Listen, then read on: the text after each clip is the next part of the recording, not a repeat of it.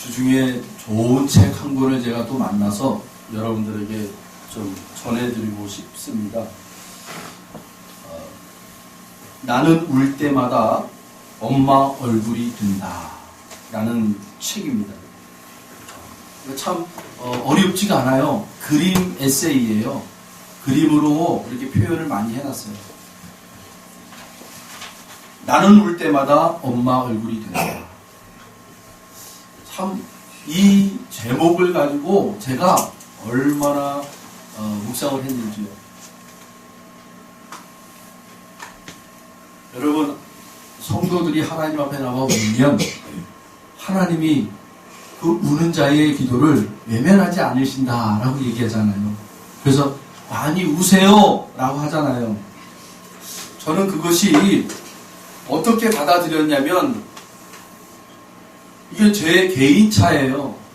우리 이제 목사님께서, 최 목사님이 많이 우세요. 우리 교회는 많이 울어야 돼. 하고 많이 그랬잖아요. 그럴 때마다 제 마음 가운데 견해차예요. 그냥 그 전에가는 운다고 하나님이 다 들어주시나 이런 생각이 있었어요. 솔직한 말로. 그런데 나는 울 때마다 엄마 얼굴이 된다라는 요 제목이 제 안에 딱 박히자마자 생각을 해봤어요. 기도해봤어요. 성도가 울면 왜 하나님이 우는 성도의 기도를 외면하지 못하는가? 그 근원이 어디에 있는가? 여러분, 예수님이 기도하면 하나님은 반드시 응답하십니다. 아멘? 여러분, 복음서를 통해서 또 구약을 통해서 우리에게 가르쳐주는 한 가지가 바로 예수님이 기도하면 반드시 하나님은 응답한다라는 거예요. 성도가 울면 여러분, 예수님의 얼굴을 닮아간다는 거예요. 내가 울면 엄마 얼굴이 된다라는 이 책 제목을 통해서 저는 성도가 울면 예수님을 닮아가기 때문입니다. 예수님을 닮는 성도가 기도하니까 하나님이 성도로 보지 아니하고 예수를 받는 거예요. 할렐루야. 여러분, 그래서 많이 우시라는 거예요. 우리 주님이 여러분 복음서에서 얼마나 많이 우셨어요. 우리 흔히 예수님이 긍휼하시면, 우리를 긍휼히 헤어 주시면 얼마나 좋습니까? 그 긍휼이라는 단어 속에는 여러분 울다라는 표현도 있어요. 울다. 예수님이 우신다라는 거예요. 우리의 형편을 보시고 우시고, 우리의 모습들을 보고 우시고, 우리의 조건들을 보시고 우시고, 우신단 말이에요. 우리 주님이. 성도들이 우니까 그 예수님의 우시는 모습이 여러분 어느 순간에 우리의 모습이 되고 있더라는 거예요. 닮아가는, 예수님의 형상으로 닮아가는. 저는 이 작가의 이 책을 통해서, 이 작가는요 돈을 벌기 위해서 누드 모델을 하는 친구예요. 누드 모델. 남에게 가서 옷을 벗고 이 그림 그려주는 그러한 누드 모델. 엄마에게 나 이제 앞으로 돈 벌 거야 하고, 그 일이 뭐냐면 나 누드 모델이에요 하고 얘기할 때 이 엄마가 얘기를 해주는 거예요. 딸에게. 네가 그렇게 남 앞에서 옷을 벗고 그렇게 누드 모델을 하는데 그 딸에게 엄마가 선물을 해줘요. 근데 그 선물이 뭐냐? 속옷이에요. 남들에게 기죽지 마. 남들에게 창피함 당하지 말라는 거예요. 속옷만큼은 정말 좋은 것으로 입혀주고 싶은 마음. 그 지질이 돈 없는 가정에서 이 엄마가 해줄 수 있는 게 딸에게 그 선물을 주더라는 거예요. 그 책 속에 보니까. 그러면서 이 친구가요, 누드 모델 하면서, 아르바이트 하면서, 뭐 이런 일 저런 일 하면서 돈을 벌면서 이 친구가 하는 일이 뭐였냐면요, 인터넷이잖아요, 인터넷. 이 글 쓰는 친구예요. 그러니까 글 써가지고 돈이 안 되니까 그렇게 아르바이트를 하는 거예요. 근데 이 인터넷에서 어떻게 글을 쓰냐면, 이 친구에게 한 달에 500원을 줘요. 이 친구에게 계좌로 500원을 보내줘요. 그러면 이 친구가 그 500원 건네준 사람들한테 글 한 장을 써가지고 메일로 보내줘요. 그래가지고 사는 친구예요. 십수년 동안에 그렇게 사람들이 500원씩 보내주면 이 A4 용지 한 장으로 되는 글을 써가지고 보내주는 거예요. 그렇게 여러분 만들어진 책이 바로 나는 울면 엄마의 얼굴이 된다 라는 그런 책이 나오게 됩니다. 정말 진솔한 이야기들이 다 담겨져 있어요. 여러분들 한번 기회 되시면 이 책을 한번 보셨으면 좋겠어요. 제가 읽고 저 뒤에다가 이렇게 비치해 놓을 테니까요. 여러분들 한번 보셔요. 아이들이 보면 조금 그래요. 왜냐하면 그림이 있어요. 그림이 조금 이렇게 좀 표현이 아주 직설적인 표현들이 잘 나타나 있어요. 그림들이. 여러분 우십시오. 울면 울수록 우리의 모습이 예수님의 얼굴을 닮아갑니다. 그래서 하나님이 우는 성도를 외면하지 못하는 것 같아요. 그 형상이 바로 예수의 형상으로 닮아있기 때문에. 우리는 오늘 본문처럼 질그릇이라는 이 질그릇 안에 보배이신 예수님을 담고 있다라는 거예요. 할렐루야. 그런데 여러분, 먼저 하나님께서요, 그 당신의 아들, 그 보배롭고 존귀하신 그 아들을 하나님이 품고 계셨어요. 할렐루야. 여러분, 그 아들을, 그 존귀하신 보배로운 그 아들 예수를 우리들에게 내어주신 거예요.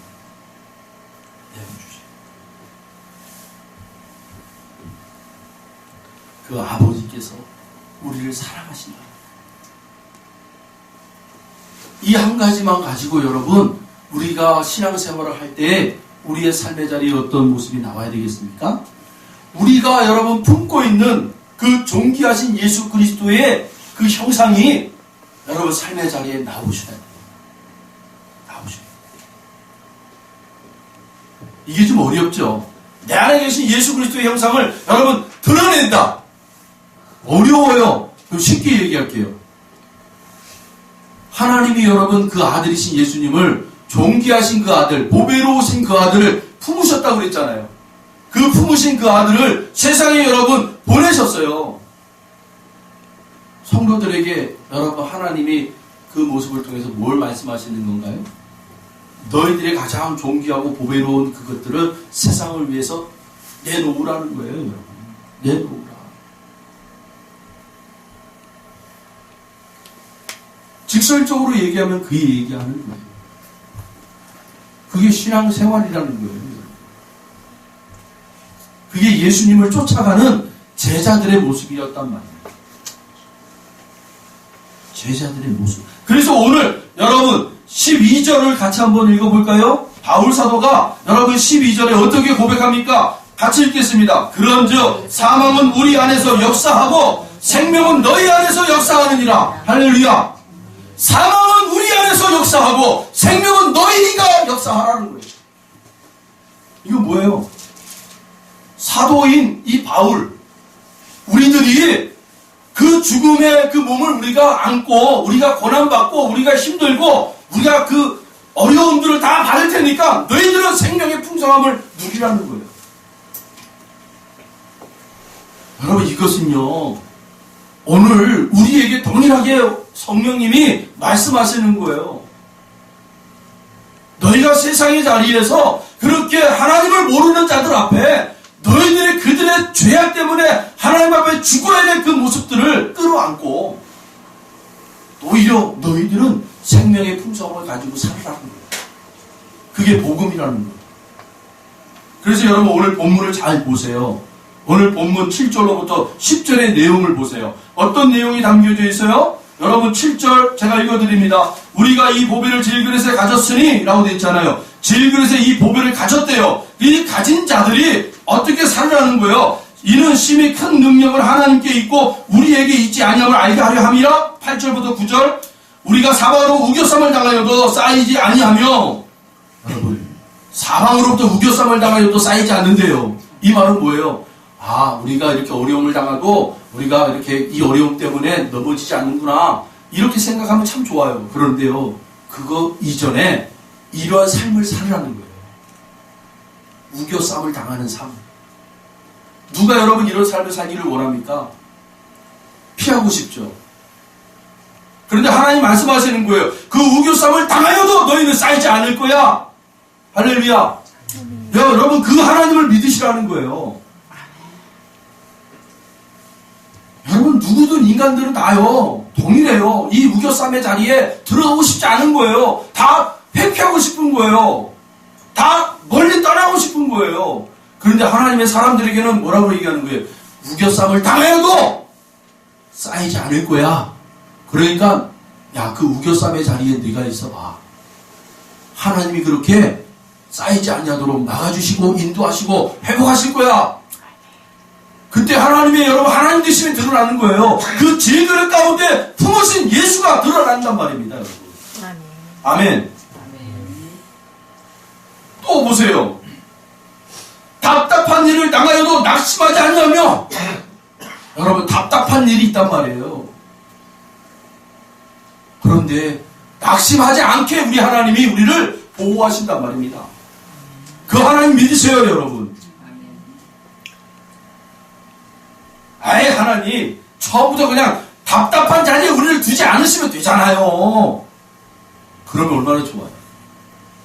그럼 얼마나 좋아요. 아니란 말입니다. 하나님의 나라에 하나님의 사람들에게는 요구하는 바가 세상이 외면하는 그 자리에 하나님의 사람들이 있기를 원한단 말이에요. 어느 선교사님이 저 중동에 있는 아프가니스탄이라는 나라에 선교를 하러 갔어요. 근데 그 나라는 여러분 아시다시피 모슬렘 국가예요.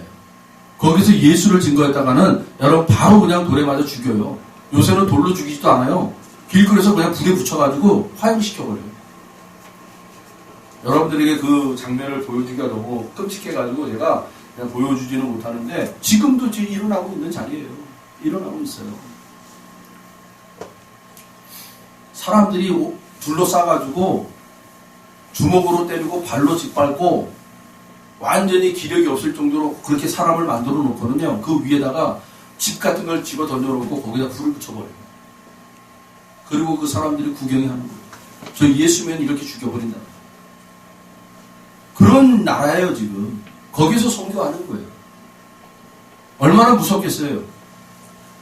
처음에는 예수님의 그 은혜 가운데, 하나님의 은혜 가운데 그렇게 가서 복음 전하기 위해서 갔더니만 너무 무서운 거예요. 그래서 이 선교사님이요 2년 반 만에 돌아와 버려요.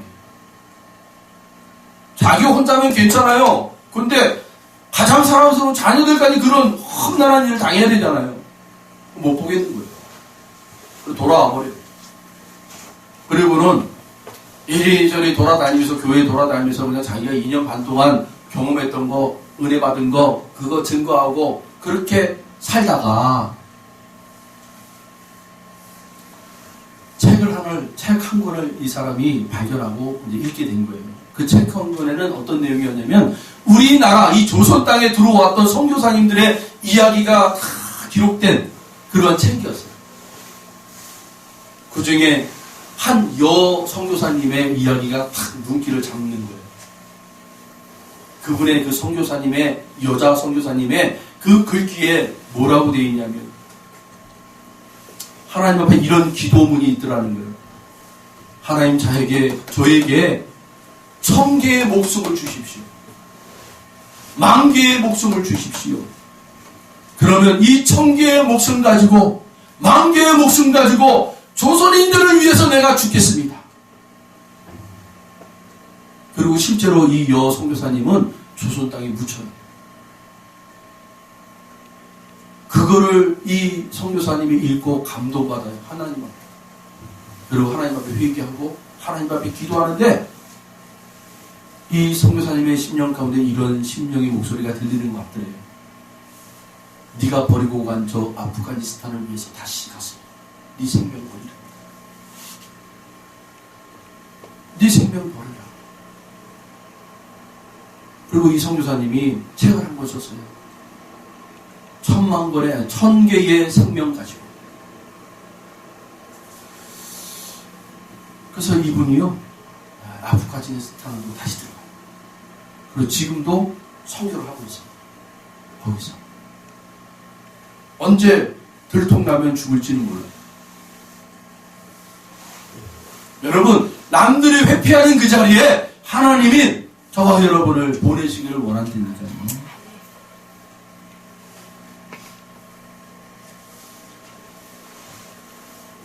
그게 우리 안에 질그릇으로 담아놓은 예수를 여러분 드러내는 모습이랍니다. 그래서 말씀에 여러분, 답답한 일을 당하여도 낙심하지 아니하며 박해를 받아 버림받지 아니하며 이 하나님을 믿으시라는 거예요. 너희들 박해받고 있니? 너희들 버리지 않는다. 끝까지 지켜주게. 거꾸림뜨림을 당하여도 망하지 아니하고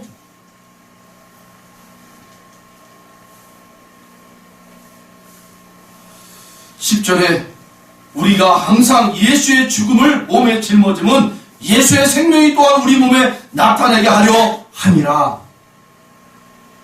여러분, 이 10절의 말씀이 되어지려면 먼저 죽어야 되는 거예요. 육체가 죽는 일이 일어나야 돼요. 그리고 그 육체의 죽음에서 여러분 그 신비한 예수의 생명이, 여러분 부활의 생명이 나오게 되는 거예요. 여러분, 그래서 견디라는 거예요. 여러분, 그렇게 우겨쌈을 당하고 답답함을 당하고 거꾸리뜨림을 당하고 오해를 당하고 그러한 삶의 자리에, 관계의 자리에서 여러분 도망치지 마시고 견디시기 바랍니다.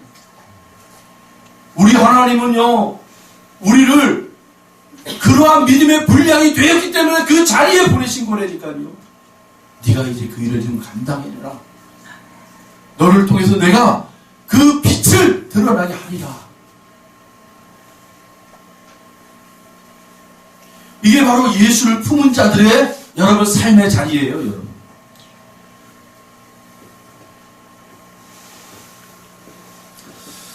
우리가 읽지는 않았지만 윗부분에 보면 4절 있잖아요. 4절.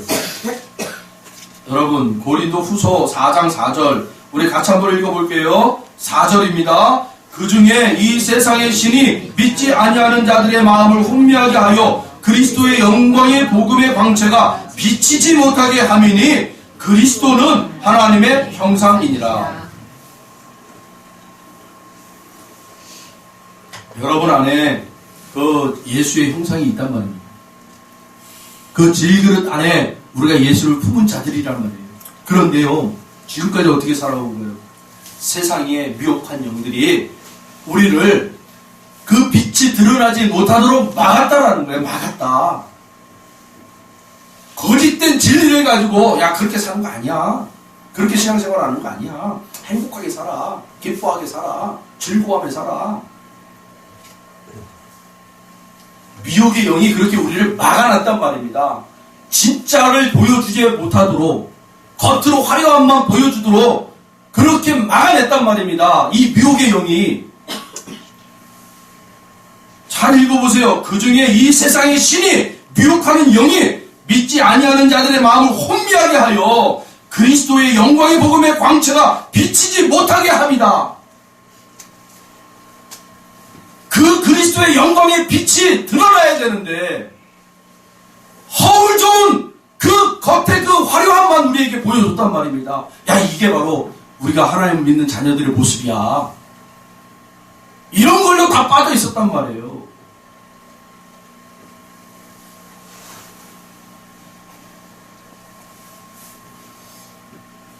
그 바울이 지금 그 얘기를 하는 거예요.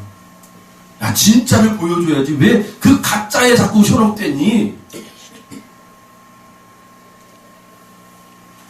우리 강 권사님이 저한테 그런 얘기를 하는 거예요. 예전에 다녔던 그 회사에서 처음 나갔던 직장에서 본인이 우리 아들이 목사예요 이 말을 한마디 했다가 그 사람들한테 엄청 핍박을 받은 거예요. 일하는 사람들한테. 거기 일하는 사람들이 아줌마들이 득세요. 보니까 아주 득세신 분들이 오시는 거예요. 보니까 이분들이 이제 목사의 아들을 둔 이분을 막 앞에다 놓고는 목사들이 말이야 그러면 되겠어? 교회들이 그러면 되겠어? 이게 계속 이제 목사 얘기를 끄집어내며 씹는 거예요. 너무 그게 이제 상처가 된 거예요. 너무 힘들었다라는 거예요. 그것 때문에. 이제 손이 다쳐가지고 못 나갔잖아요. 그 일을. 그래서 며칠 쉬었다가 이제 새로 광화문 쪽에 일을 이제 시작해서 나가게 됐잖아요. 그래서 그 새로운 사람들한테 내 아들이 목사다라는 얘기를 못 하겠더라는 거예요. 워낙 괴롭힘을 당해가지고 거기서 그렇게 참고 있다가 어느 날 새로운 사람이 한 분이 딱 들어왔는데 이분이 들어와서 하는 말이 우리 아들이 목사예요 라고 얘기하더라고요. 그 얘기를 딱 듣자마자 얘기를 해야 되나 말아야 되나 그 이야기를 저한테 하시는 거예요. 그러면서 오늘 말씀을 준비하면서 지난날의 그 어려움과 힘듦을 잘 견뎌내고 때가 되니까 하나님이 손을 다치게 하셔가지고 이제 그 직장을 못 나가게 하고 새로운 직장에 나가게 해서 새로운 사람들을 만나는데 이제 믿음의 동역자를 만나게 하는구나. 기도의 동역자를 만나게 하는구나. 그런 마음이 들었어요. 그래서 우리 강권사님한테 그분한테 얘기하시고 같이 기도하세요. 서로 아들들을 위해서 서로 기도해 주십시오 하고 같이 기도하라. 여러분 견디면 하나님이요 또 다른 믿음의 장으로 우리를 옮겨주세요. 우리 이권사님 내가 이 교회에 여러분 터가 있기까지 견뎌냈잖아요. 그렇죠? 네. 견뎌냈잖아요. 네. 이 교회가 세워지기까지 이 자리에서 참 탈도 많고 말도 많았지만 그래도 기도하면서 견뎌냈잖아요. 그러니까 하나님의 때가 되니 우리 최 목사님을 보내주셨고 최 목사님을 통해서 교회의 틀을 만들어 주시고 그리고 이제는 그 교회의 틀에 기둥들을 세우기 위해서 또 이렇게 변화시켜 주시고 감사한 일 아닙니다. 견디다 보면 여러분 반드시 하나님은요 우리를 포기하지 않으세요. 견디게 하신단 말이에요. 그리고 나서는 쓰러지지 않게 하신단 말이에요. 봐라 세상을 향해 보라는 거예요. 그렇게 힘든 자리에 있는 내 자녀들이 견디는 모습을 보라는 거예요. 그리고 그 모습 속에서 예수의 그 형상이 드러날 수 있도록 존귀함이 드러날 수 있도록 은혜 베풀어 주시는 그 하나님의 손길을 보라는 거예요. 여러분 그 하나님을 찬양하시길 바랍니다. 그 하나님을 찬양하셔야죠. 그 하나님을 노래하셔야죠. 그 하나님을 여러분 사람들에게 여러분 증거하셔야죠. 지금 어렵습니까? 신앙을 가십시오. 믿음을 가십시오. 하나님은 그 어려움을 당신이 이겨낼 수 있게끔 만들어 주신다. 진짜를 드러낼 수 있는 그 하늘의 통로가 되게 하신다라는 거예요.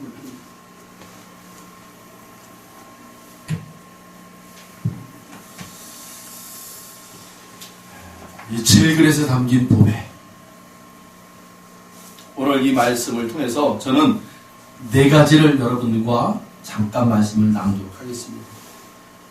먼저 여러분들께 말씀드렸던 첫 번째, 사방으로 우겨쌈을 당하여도 쌓이지 않는다라는 거죠. 도대체 이 사방으로 우겨쌈을 당하여도 쌓이지 않는다는 게 뭡니까? 고린도 후소 4장 7절로 8절이죠. 오늘 본문 7절과 8절. 우리가 이 보배를 질그릇에 가졌으니 이는 심히 큰 능력은 하나님께 있고 우리에게 있지 아니함을 알게 하려 함이라. 우리가 사방으로 우겨쌈을 당하여도 쌓이지 아니하며 답답한 일을 당하여도 낙심하지 아니하며. 여러분 7절 앞부분을 놓치지 마시라는 거예요. 앞부분. 앞부분이 어떻게 되어 있어요? 우리가 이 보배를 질그릇에 가졌으니 이는 심히 큰 능력을 하나님께 있고 우리에게 있지 아니함을 알게 하려 함이라. 이것을 알게 하기 위하여 여러분 우겨썸을 당하도 뭐가 되지 않냐고, 거꾸로 뜸을 당하도 뭐가 되지 않냐고 이렇게 된다는 거예요. 왜요? 그 크신 능력이 누구에게 있다라는 것을 알게 하기 위함이에요. 하나님에게 하나님에게 있음을 알게 하기 위함이었다라는 거예요. 아멘.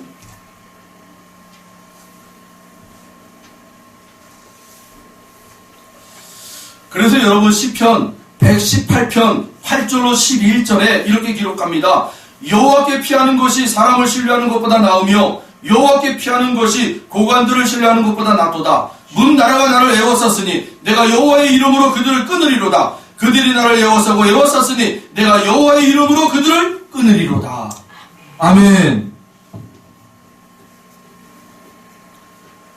여러분 믿음의 고백이 중요해요. 어려움 당하죠. 우겨쌈을 당하죠.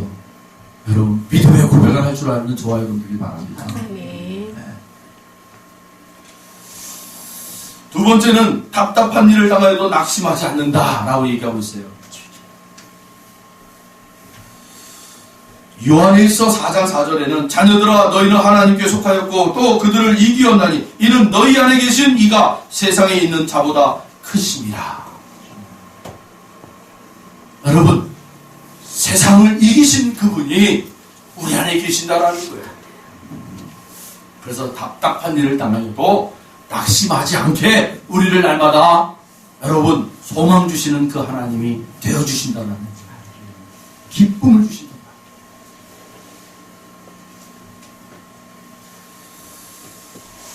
시편 91편 1절로 2절에 말합니다. 지존자의 은밀한 곳에 거주하며 전능자의 그늘 아래 사는 자요 나는 여호와를 향하여 말하기를 그는 나의 피난처요 나의 요새요 내가 의뢰하는 하나님이라 하리니. 여러분 답답함이 있습니까? 문제가 풀리지 않아서 참 답답하죠. 네. 관계가 풀어지지 않아서 답답하죠. 답답함이 있을 거예요. 여러분 그때마다 여러분 그 하나님 앞에 답답함을 여러분 의뢰할 수 있는 저와 여러분들이 바랍니다. 아멘. 요한복음 16장 33절은 이렇게 증거합니다. 이것을 너희에게 이루는 것은 너희로 내 안에서 평안을 누리게 하려 함이라. 세상에서는 너희가 환난을 당하나 담대하라. 내가 세상을 이기었노라. 여러분 우리 주님이 말씀하신 거예요. 답답함으로 짓눌려 있습니까? 보라는 거예요. 내가 세상을 이겼다. 그 세상 이긴 증거가 내 안에 평안이다. 그 평안을 누려라. 세상을 이기신 예수님의 여러분 그 생명의 보혜사 성령이 우리 안에 계시잖아요. 믿습니까 여러분? 여러분 안에 계시단 말이에요. 그분에게 여러분 의뢰하세요. 우리의 답답함을 여러분 그분에게 의뢰하시라고. 그러면 세상을 이기신 그 예수님의 평안을 우리에게 허락하실 줄로 믿습니다. 아멘. 세 번째, 박해를 받아도 버림받지 않는다라고 얘기하고 있어요.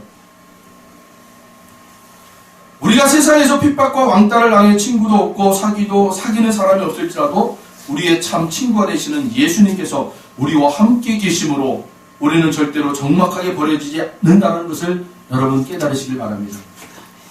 아직도 우리 중에는 예수님을 믿는 것 때문에 가족이나 친지 그리고 친구들에게 소외당하는 사람들이 참 많아요.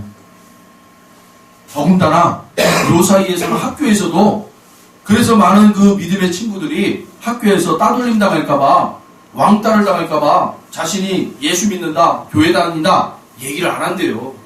지금 학교가 그렇대요. 야 지금도 교회 다니냐? 이런 얘기를 한대요 아이들이. 그러니까 아이들이 소외받고 싶지 않기 때문에 나 예수 믿는다 얘기를 안 한대요. 여러분 이럴수록 우리 어른들이요 예수 믿는 것이 무엇인지를 당당하게 보여주셔야 돼요. 아이들에게요, 여러분 너무 편안한 예수만, 그 편안하고 평안하고 여러분 너무 쉬운 예수만 우리가 보여줬단 말이에요. 그러지 마세요, 여러분.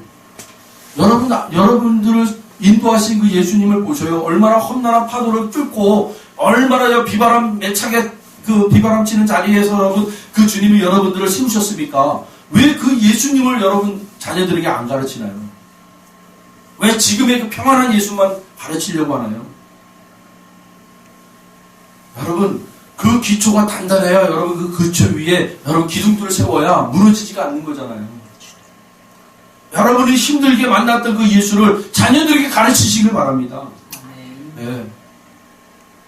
그래야 그 자녀들도요, 세상의 자리에서 세찬 비바람에도 여러분 넘어지지 않고, 폭풍 가운데서도 그 예수님을 만나게 되는 거예요. 왜 여러분이 그 지나왔던 그 어려움들은 다 제껴두고, 야, 지금 평안하다. 지금 예수님을 만나라. 그거에만 여러분 초점을 마시면 안 된다니까요. 그 결과가 지금 오늘날 우리 대한민국의 교회를 이렇게 만든 거예요. 교회가 그렇게만 전했기 때문에.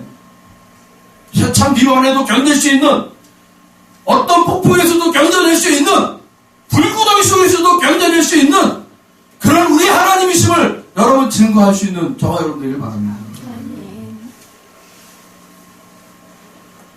그래서 우리 아이들이 여러분 세상의 자리에 기죽지 않고 이렇게 굳건히 자신들의 그 신앙을 지켜나갈 수 있도록.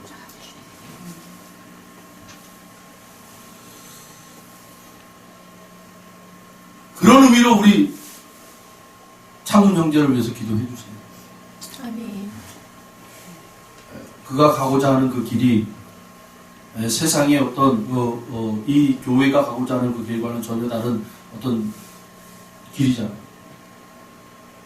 그 길을 뚫고 지나가서 하나님이 세우신 그 자리에 우뚝 설 수 있도록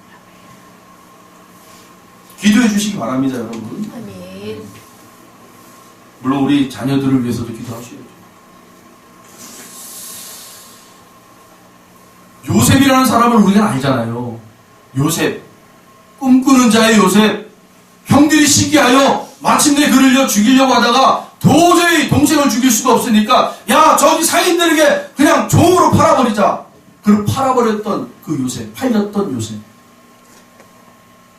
그 험난한 여러분 세월들을 다 맞이하며 그 하나님의 은혜로운 손길 앞에 그가 훈련되어지고, 그래서 마침내 여러분 애굽의 나라의 총리가 되어 그 하나님의 그 일을 이루어가는 하나님의 사람이 되어지잖아요. 요셉이라는 사람은요, 어느 날 갑자기 뚝딱하고 나오는 자가 아니에요.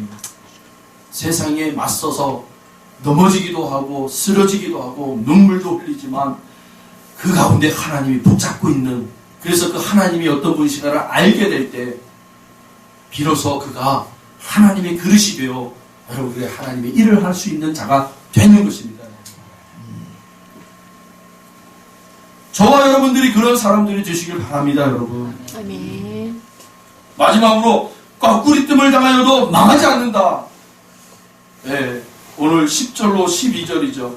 우리 본문 10절로 12절을 같이 한번 읽어보겠습니다. 우리가 항상 예수의 죽음에 몸에 짊어짐은 예수의 생명이 또한 우리 몸에 나타나게 하려 함이라. 우리 살아있는 자가 항상 예수를 위하여 죽음에 넘겨짐은 예수의 생명이 또한 우리 죽을 육체에 나타나게 하려 함이라. 그런즉 사망은 우리 안에서 역사하고 생명은 너희 안에서 역사하느니라. 아멘. 여러분, 자연의 법칙을 통해서도 하나님의 이 복음의 이야기들이 설명되고 있단 말입니다. 화려함의 꽃이요 영원토록 가지 않는 거예요. 때가 되면 그 화려함의 꽃이 다 떨어지고 죽어야 되는 거예요. 죽어서 씨앗이 땅에 떨어져야 돼요. 그래야 다음 세대에 여러분 그 꽃이 비로소 또 생명이 되어서 화려함을 드러내잖아요. 여러분, 우리는 그 꽃이 화려함만 본단 말이에요. 떨어짐의 아픔, 죽음의 아픔, 이걸 우리가 생각 안 한단 말이에요. 여러분 우리가 은혜 받았다라고 생각하십니까? 우리가 예수님으로부터 여러분 우리가 그렇게 질그릇처럼 깨어지고 없어져야 될 존재인데 이 질그릇 같은 우리에게 그 예수님이 담겨져서 오셨단 말이에요. 여러분 그러면 이 질그릇 안에 담겨져 있는 예수를요, 여러분 우리는 우리의 이 질그릇을 깨트려야 돼요. 깨져야만이 우리 안에 계신 예수가 나온단 말이에요. 그렇지 않고는 여러분 그 예수가 나올 수가 없단 말입니다. 내 희생이 아니고서는 예수가 나올 수가 없는 거예요. 내가 죽지 않고서는 예수가 나올 수가 없단 말입니다. 그래서 사도 바울이 마지막 결론으로 뭐라고 얘기하는 거예요? 12절에 사망은 우리 안에서 역사하고 생명은 너희 안에서 역사하느니라. 이 질그릇 같은 이 몸에 예수의 존귀한 보배로우심이 담고 있었는데 이것이 내가 죽고 깨어져서 이것이 너희들에게 흘러감으로 생명의 풍성함이 나타나게 하려 합니다. 이게 복음이란 말입니다. 이 복음을 여러분 우리의 삶의 자리에 드러내셔야 됩니다. 그런데 하나님이 무조건 이걸 하라고 하지 않아요. 먼저 어디에서부터 하라는 거예요? 너희 가정 안에서 하라. 너희 피부치, 피와 살이 만난 아내와 남편을 위해서 먼저 이 일을 하고, 그리고 사랑하는 자녀들을 위해서 이 일을 하고, 그것이 이제 훈련되어졌으면 이제 세상 밖을 향해서 이것이 나오게끔 하라는 거예요. 그래서 여러분 우리에게 가정을 주십니다. 가정에서 이 훈련이 되지 않으면 여러분 아무리 세상 밖에서 안 돼요. 안 되는 거예요. 여러분이 정말 사랑하는 이들을 위해서 먼저 여러분 이런 희생을 통해서 사랑이 증거되고 용서가 증거되고 용납함이 증거돼서 이것이 여러분 잘 훈련되어졌으면 몸에 배어지면 이제 세상 밖의 관계 속에서도 이것이 자연식으로 나오게 되는 거예요. 여러분 군인들이 여러분 딱 들어가면 기초훈사 받잖아요. 기초훈련. 기초훈련 받을 때 얼마나 여러분 그냥 잠결에도 일어나서 막 와 구호 외치고 그러잖아요. 왜 그렇게까지 시킵니까? 이제 자다 배치면 그렇게 하는 거예요. 그렇게. 성도도 마찬가지예요. 먼저 여러분 우리 가정 안에서 또 교회 안에서 이 훈련이 되어져요. 그리고 여러분 세상에 보내진 자리, 우리 하나님께서 보내시고 됐던 그 자리에서 이제 하나님이 진짜 우리를 통해서 흘려보내고 싶은 그 자리에서 정말 여러분 그 사명을 이룰 수 있는 저와 여러분들이 되길 바랍니다. 그게 여러분 사명자들의 소명입니다. 그 삶을 여러분 살아내시길 바랍니다. 기도하겠습니다.